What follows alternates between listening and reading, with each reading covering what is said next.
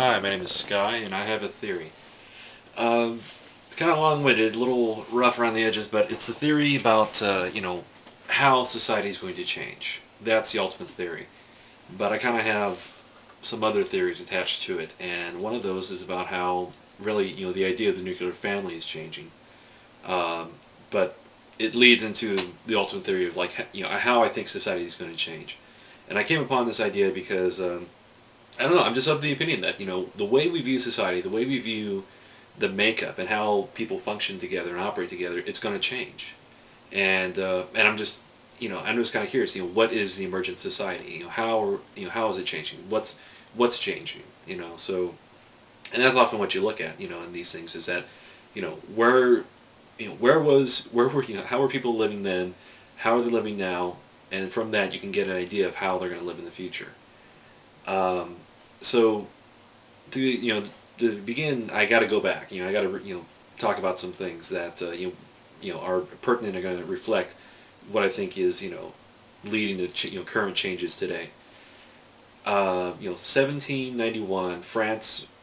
They post their constitution and they declare that all people are created equal, so men and women. Um, and revolutionary concept, because even in the United States they didn't recognize women or like not non-property owning people as full citizens. You had to own property to be a citizen. And that changed in the 1870s, I believe, maybe about 1870s or so, and into the 1880s when they were granted the right to vote, and they were also granted the right to own property, which dramatically was a it might have been innocuous, but it's a dramatic change, because what happens is that if women are allowed to own property, that means that they're allowed to own property. They can live on their own. They can support themselves in a lot of cases, and as a result, American society saw this uh, a dramatic rise in the number of divorces that occurred.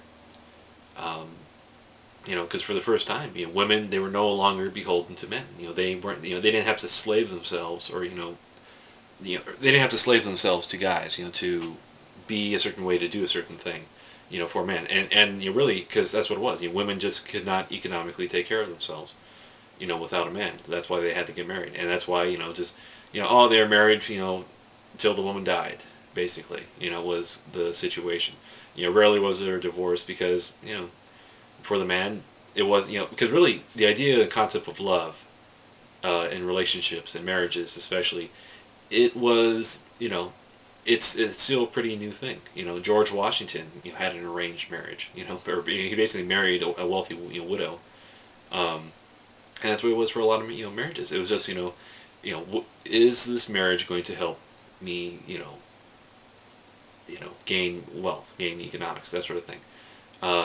You take that power out of the hands of the men and start giving it to women, and therefore you now have a population that's more equal, more equalized. Um, so 1880s, and so rise of divorce, or divorce rate starts rising. Then the next event that really helped women was World War One.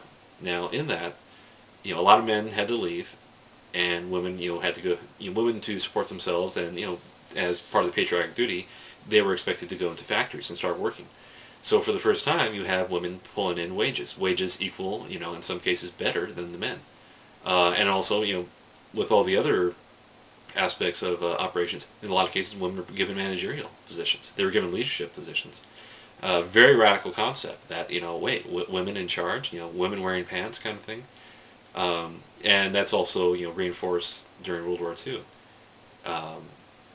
And it was, there's several there's documentation. I don't have it on hand, that when men came back, especially after World War One, they were surprised at the change in women.